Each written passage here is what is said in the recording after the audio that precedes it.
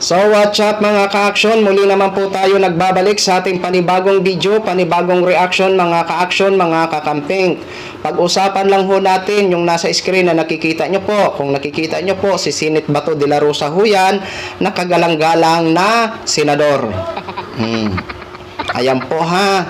Ito na nga ho ang sinasabi natin na talagang totally, nung ano pa man, kasagsagan nga ho ng campaign para sa midterm election, sinasabi natin na pag manalo kaya ulit ito si Senate Bato de la Rosa, yung mga sinasabi niya kaya na para sa bayan, tutuparin niya kaya?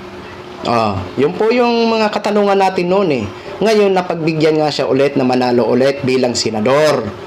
Ito na ho ang tanong natin. Ito na ba ay magiging patas ho kaya ang kanyang serbisyo sa taong bayan? Ayan po. Basahin lang ho natin ang naging caption, mga ka-action, mga kakamping. Ayon ho dito sa post ng ABS-CBN News, 1 hour ago. Credit po sa post nyo. Thank you so much, ma'am and sir. Ito po ho, may pag-amin ho, ito si Senate Bato de la Rosa. Ayon ho dito sa naging caption, inamin ni Senator Ronald de la Rosa na isa siya sa tatlong nagsumiti ng resolusyon para ibasura ang impeachment articles laban kay Vice President Sara Duterte. Ayan na ho ang sinasabi ko. Di ba? Hindi na ho siya nahiya na aminin sa atin na taong bayan na isa siya sa tatlo na nagsumiti ng resolusyon para ibasura ang impeachment article laban kay Vice President Sara Duterte. Sa tingin nyo ba, patas pa ba yan? Patas pa ba yan para sa taong bayan? Di ba? Di ba? Alam nyo, Senator Bato de la Rosa, mawalang galang na ho sa inyo. Para sa ginagawa mo kasi na ito, sa ginagawa mo na to, para bang tinatanggalan nyo na ho kami ng karapatan para marinig namin ang panig ni Vice President Sara Duterte. Di ba mga ka-action, mga kakamping? In my own opinion lang po ito. Di ba? Parang tinanggalan na tayo ng karapatan para marinig kung ano ang magiging depensa ni Vice President Sara Duterte sa ginagawa nito ni Senate Bato de la Rosa, na isa siya sa tatlo na nagsumiti ng resolution. Di ba? Tama, mali.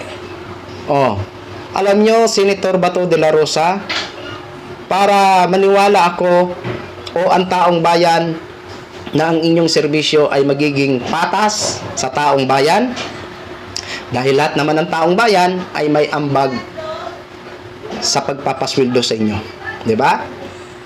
Para maging patas para sa amin, bakit hindi nyo po hayaan na magkaroon ng trial?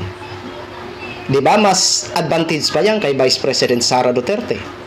At least, o panahonay niya, halimbawa, kung may trial na at haharap si Vice, yun yung pagkakataon niya para ipakita sa atin na taong bayan na malinis ang kanyang record kung mapatunayan na hindi niya ginawa itong mga aligasyon laban sa kanya.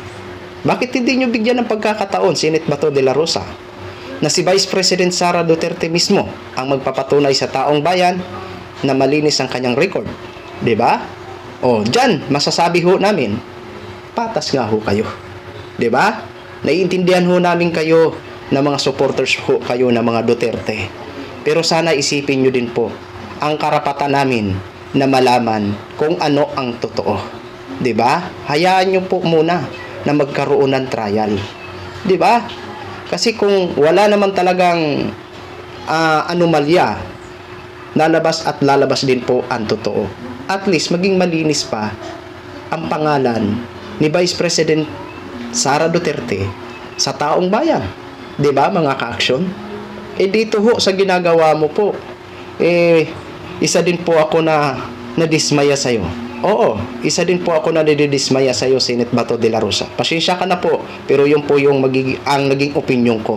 No? Ang magiging opinion ko ho dito, sa ginawa mo na ito, na isa ka sa mga tatlo na nagsumiti ng resolusyon, parang tinanggalan mo na ako ng karapatan para madinig ko ang panig ni Vice President kung paano siya magdepensa o paano niya malinis ang kanyang pangalan dito sa mga aligasyon laban sa kanya.